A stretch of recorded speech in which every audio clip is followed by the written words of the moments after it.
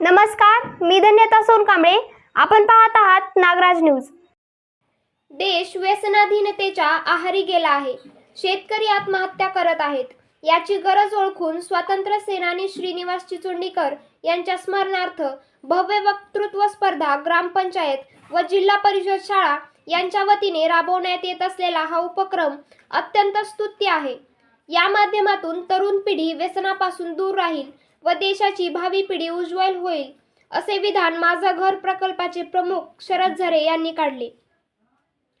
जगाचा पोशिंदा असलेला बळीराजा आज स्वतः उपाशी मरतोय. तरुणाई सोशल मीडियाच्या माध्यमातून वाईट मार्गाकडे का वळतोय, यावर मंथन आणि चिंतन होण्यासाठी अशा स्पर्धेचे आयोजन होणे गरजेचे असल्याचेही त्यांनी बोलून दाखवले. यावेळी उपसरपंच लिमराज बिरादार, मुख्याध्यापक गिरी यांच्यासह विविध भागातून स्पर्धक व मार्गदर्शक शिक्षक उपस्थित होते.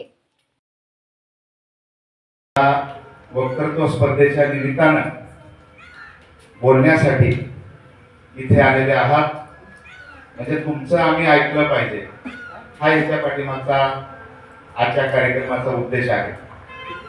तुम्ही असं म्हणाल इथे एकतर दिलेल्या वेळेपेक्षा उशिरा कार्यक्रम सुरू झालेला आहे आणि इथं सगळी मोठी माणसं आपलं भाषण करत आहेत, म्हणून मुलांना मी तुमच्यामध्ये अधिक वेळ घेणार नाही, परंतु खऱ्या अर्थानं तुम्हाला सांगतो ही सगळ्यात मोठी सुवर्ण संधी आहे.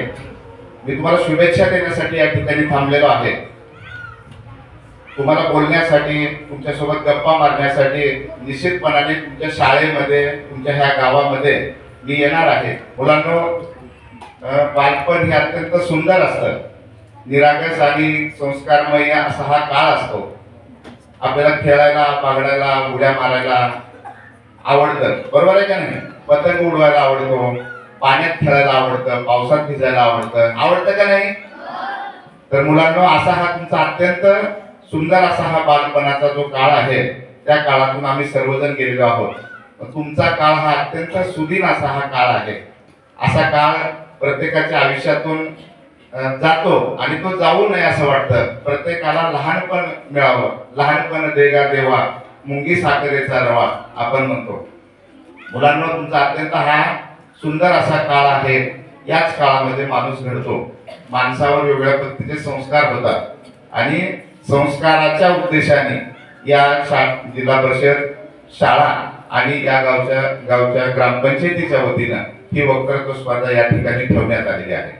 माझे मित्र या गावचे उपसरपंच लिमराज बिरादार, गेल्या 20 वर्षापासूनची माझी मैत्री आहे. अत्यंत चांगल्या पद्धतीने आपलं गाव बदललं पाहिजे अशा प्रकारची भूमिका घेऊन या गावामध्ये काम करत आहेत. अत्यंत सुंदर शाळा या ठिकाणी पाहण्याचा योग आला. मुलांनो, माझी एक छोटीशी शाळा आहे. मी तुम्हाला विनंती करणार आहे की तुम्ही माझ्याही प्रकल्पाला, माझ्याही शाळेला नक्की भेट द्या. तुम्हाला खूप छान वाटेल, तुम्हाला खूप आनंद मिळेल आणि तुम्हाला नव्या नव्या गोष्टी काही शिकायला माझ्या मुलांमधून मिळतील. मीही तुम्हाला चांगल्या पद्धतीने काही नवीन गोष्टी त्या ठिकाणी शिकवू शकतो, शिकवू इच्छितो. कारण खऱ्या अर्थानं तुम्ही ह्या देशाचं भविष्य आहात. इथं बसलेली जेवढी मोठी मंडळी आहेत की नाही, ही सगळी आम्ही भूतकाळ आहोत आणि भारताचं, आपल्या गावाचं खऱ्या अर्थानं भूषण आणि भविष्य जर काय असेल तर तुम्ही आहात. कारण तुम्ही वर्तमान आहात. म्हणून माझी तुम्हाला विनंती आहे की वेगवेगळ्या प्रकारच्या स्पर्धा घेण्यासाठी आपल्या शिक्षकांना, आपल्या गावातल्या मोठ्या वडीलधाऱ्या माणसांना आग्रह करा आणि अशा प्रकारच्या स्पर्धा आयोजित करायला त्यांना भाग पाडा.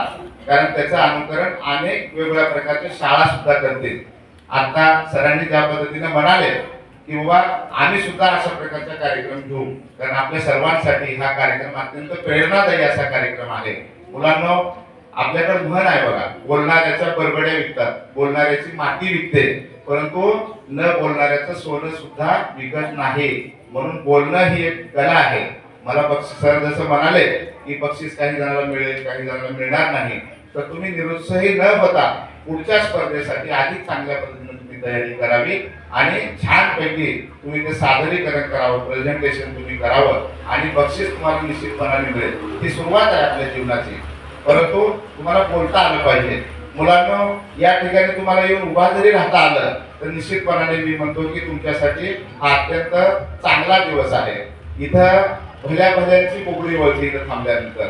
तुम्ही आज 50-55 जण विद्यार्थ्यांनी आजच्या स्पर्धेसाठी तुमचं नाव नोंदणी या ठिकाणी केलेली आहे.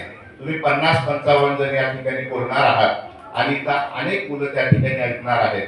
तुमचं ऐकून, तुम्ही बोलल्यानंतर तुमचं बघून हे मुलं सुद्धा पुढच्या वेळेस वेगवेगळ्या प्रकारच्या स्पर्धेमध्ये सहभागी होतील.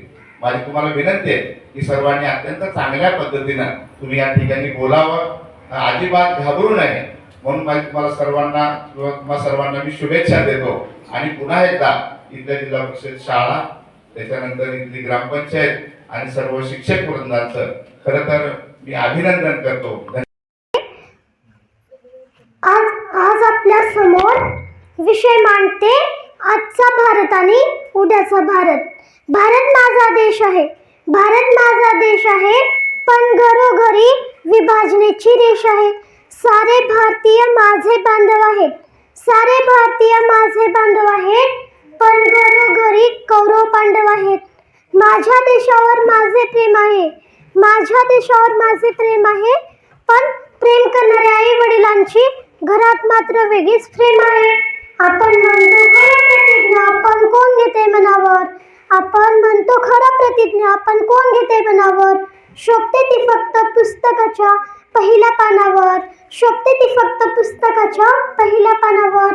भारत या शब्दाचा अर्थ काय? तप म्हणजे देश, रत म्हणजे रममान, तेजात रममान झालेला देश म्हणजेच हा भारत देश.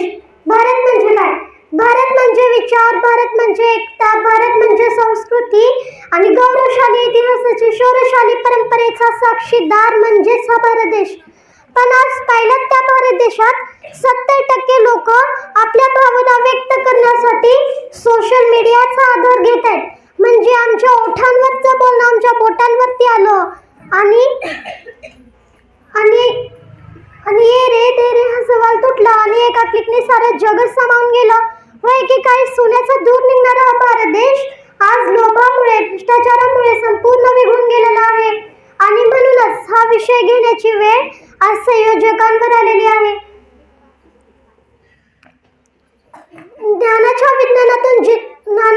ज्ञानाच्या जिज्ञासातून विज्ञान आलं आणि मानवाने आपल्यासाठी तर यंत्रच राबवलं आणि एका सुविधेने मानवाचे शारीरिक कष्ट कमी केले.